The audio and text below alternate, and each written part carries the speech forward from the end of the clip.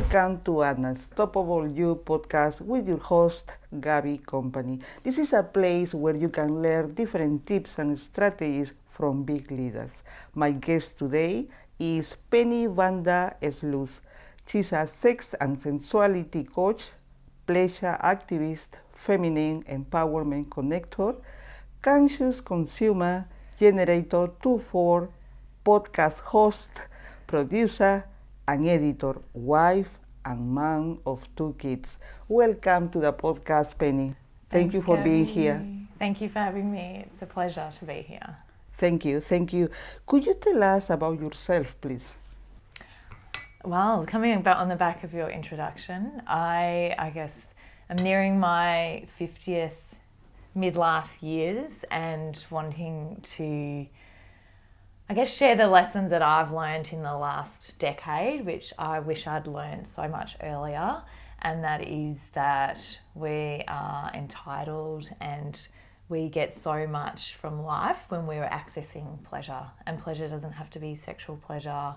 But I studied HR and psychology. Actually, I studied psychology, worked in HR, worked in the community sector, and it wasn't until I was in my 40s that I learned that our sex and sensuality was a huge part of our life, that gave us access to our life force energy, gave us freedom of expression to be fully expressed.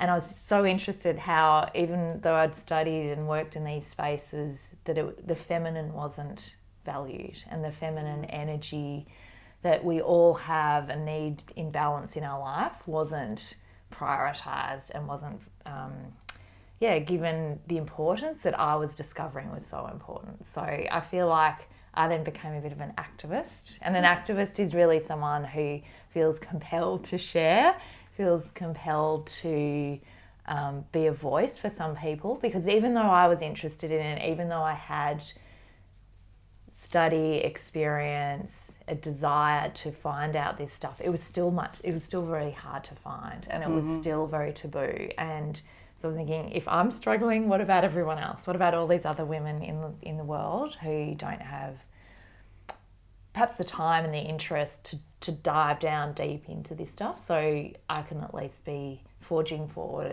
and sharing and guiding and sharing this stuff with people. So that's why. Today we are going to talk about an important topic that many women, I think, they need to know. Tell me, Penny, what motivated you to become a pleasure activist and feminine empowerment coach? Yeah, well, I think just based on what I was just sharing, I got to my 40s around the time my dad, who was elderly, was passing away, and I found myself in a series of jobs that weren't really satisfying me. So I was sort of, I was looking within, going, what's next, and what do I want? And I found a women's circle, and I think that was a really pivotal moment in my life journey. And what I found in that was, for the first time, I felt safe to be seen and heard and valued and speak up. It felt like I was coming back home. It was a very spiritual but not religious denominational space. It was really, you could be really safe, I think was the overarching feeling. It was very beautiful. I'm not sure if any listeners have and people watching have been in those spaces, but it was quite sensual even. The smells, the lighting, the environment itself. And it's really interesting because when you're in a corporate environment, a business environment, those aren't priorities. Those aren't things that are given much attention. Everybody's busy. Yeah. Doing different things, you know. Well, we're just sort of in boxes, and things aren't really thought of that might actually, and I have a podcast and I call it Turned On. They actually activate you. They bring life to you. They make you feel alive. And so going into this women's circle, I felt safe, and a couple of years on, having met with these women regularly, I still realised there was a part of me that I wasn't expressing, and that was my sexuality. They were my desires. I felt ashamed, or I felt scared to share them, even with these incredibly beautiful, caring individuals who held me so beautifully. So I'm thinking, isn't this interesting? I'm even in this space of feeling nervous. What about just the everyday? And so I started to speak about it, and what I noticed was everyone came alive, everyone got energized, everyone got excited. It was like this youthful, childish fun was unlocked. So that, I think I got curious, and I've been on a journey ever since of studying and learning and sharing what it is when we tap into our sexual life force energy, when we understand our bodies, because so much shame is holding women back from being in their body, accessing their full power. So I guess that's where the interest came. It's like we've cut off a limb. This is the other thing that became really interesting is I was looking to start my own business and work and becoming a bit entrepreneurial. I felt nerve-wracking to do that, and that was a big shift from working in corporate spaces. And in doing that, I discovered some people who were making the link with how you are, let's say, in the bedroom is how you are in the boardroom. And so anything that you are struggling with in the bedroom is good chances are you're going to struggle with in the boardroom. And so, for example, if you're struggling to speak up in the bedroom, there's a good chance you might have trouble speaking up in the boardroom. Could you explain more that? Well, I think it's because it's a part of our life. So this is, again, if we ignore it and we pretend, it's like cutting off a limb. We're ignoring this part, and so we're going into a situation without our full we're not fully plugged in. We're not fully accessing every part of ourselves. So there is there is associations between money and our bodies. Our feminine, our sexual body there's lots of links in the language, in how we feel around them. So there's a lot of shame around money, talking about money, how much you earn, asking for more money. The same thing with our body, and asking for sex or asking for pleasure or desiring certain things.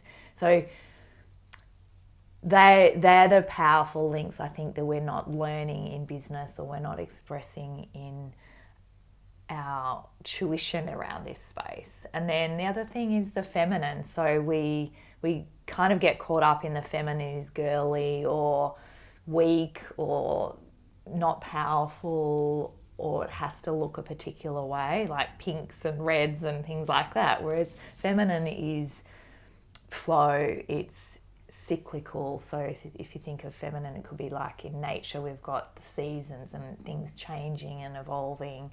The life cycle, we're not linear, we're not structured.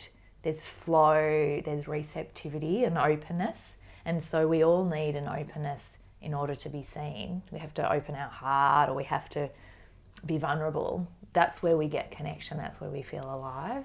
And if we don't have that, and we can experience that in corporate environments, but most people can't show emotion. That would be dangerous, for example, to be either sad or angry, or might be deemed unprofessional. So you get a lot of sort of robotic interactions. There's not heartfelt passion.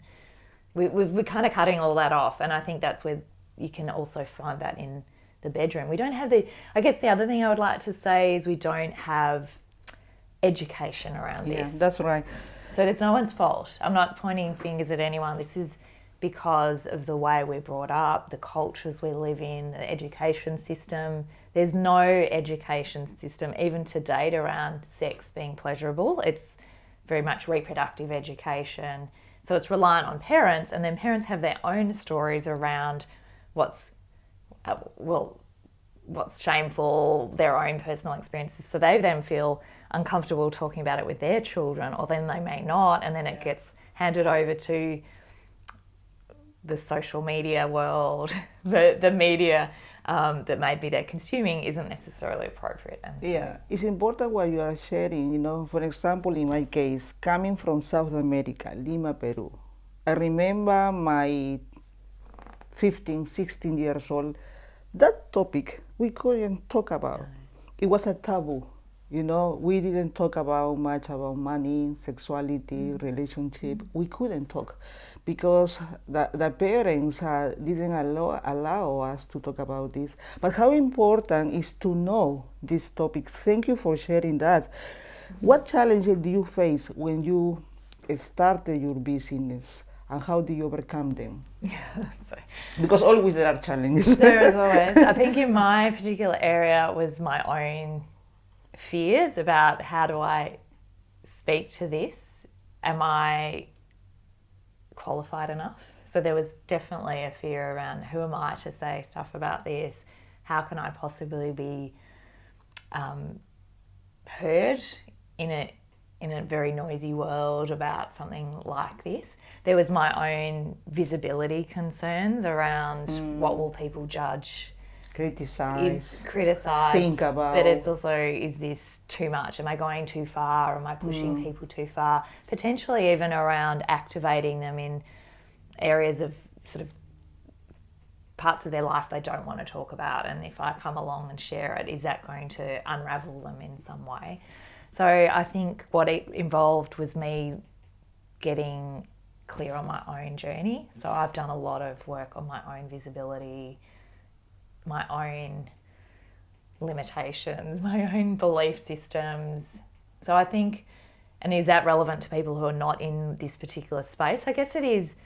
You have to be, in order to step into your greatness, comfortable with yourself and be okay with whatever anyone else says about you or thinks about you, or whether they decide to work with you or not is not about you, it's about them. And that takes some self-growth, and I think that is such valuable work. Sometimes it feels for some people maybe not relevant, but I think it's all incredibly relevant to how you grow anything in life, but particularly a business. And also I think there is a trigger. That's the beauty of this situation, because what you are saying is you feel scared about visibility, criticism. That's so important. I don't know if it happened to you when people see you like an authority and see you far away. But they don't know, or they don't understand fully that you had a beginning as well. You've been scared. But because you work on yourself, you work on your visibility, now you're a different person.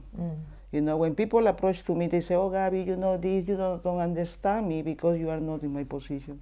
And I said, no, I've been probably worse than you, but because I work on myself, things started changing. I guess in answer to that too is I would say I'm not trying, and I've never said I have the answers for anyone. I'm really just saying that I invite you into experiences or into ways of being in this world. So looking to your body for answers, for example. My body's going to say something different to your body. So I can't ever tell you the right way. There is no right way.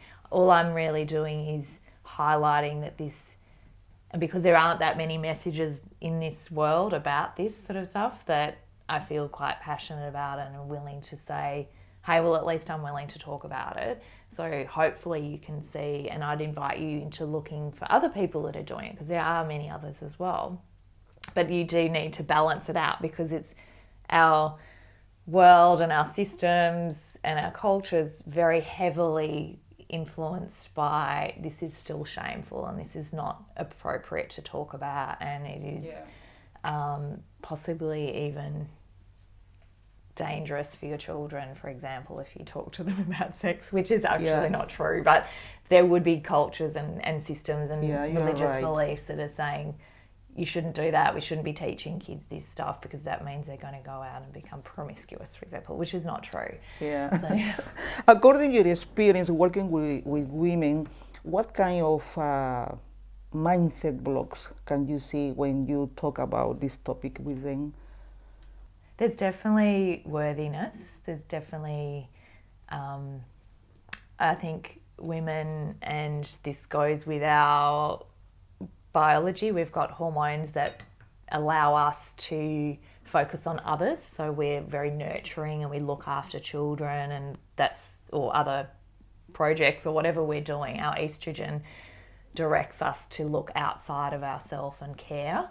And so we're very much outward focused. So we're looking to be we're often people pleasers. That's a mindset thing for people. They're not necessarily looking to themselves and feeling, so they'll feel selfish or I talk about pleasure being on the priority, pleasure, play and passion being put onto your to-do list, preferably somewhere at the top. I like that. Pleasure, play, priority. Pleasure and play and passion. And passion being things you love to do. So it could be work, that's fine.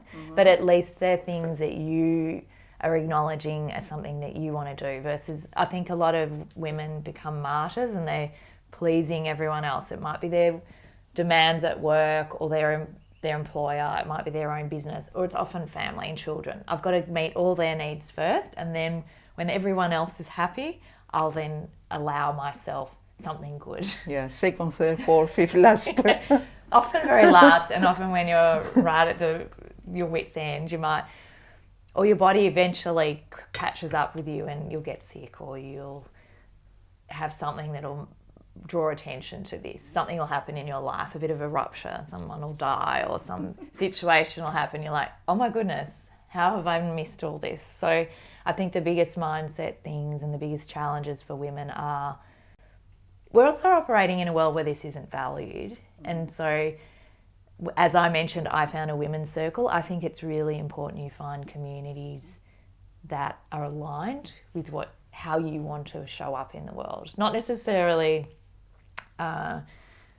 what you think's a good outcome. I think it's really important that you find places where you can be yourself, how you desire to be.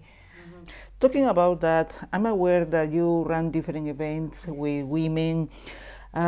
Please, could you tell us what services that your business offer to women to feel more alive, confident, and reconnect with their sensual and feminine essence? Sounds really good. Could you tell us, please? So, I'll say I create spaces. So I have some social media things where I'll invite people to do things during the week or I'm running a 52 shades of 50. So in my last year towards turning 50, I was like, okay, each week I can focus on a theme that will allow us to access our sensual self and be pleasure focused. So people could come and follow that along. I run events.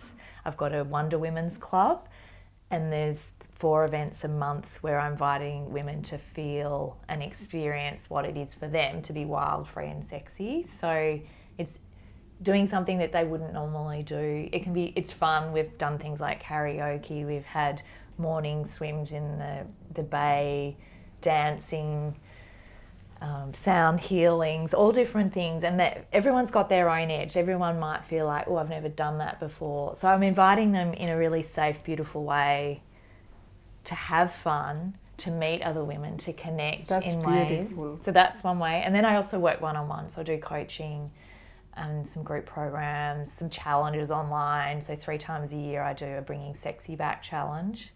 Fun, adventure, from your own home, 15, 20 minutes a day, little activities that you can do and then go into a Facebook group and report back. So again, I think community is really important and finding places Connect to other people is so powerful. Yeah, because you learn from others' experience. Go, oh, if she's doing it, I can do that. That's not that hard. Or to be supported and encouraged. I'm all about celebrating. So celebrating wherever you're at, however you look, however you are. It doesn't matter. Celebrating who you are. Who you are. Just you being you is perfect, and that's beautiful. If women want to be part of these events, how they can contact you?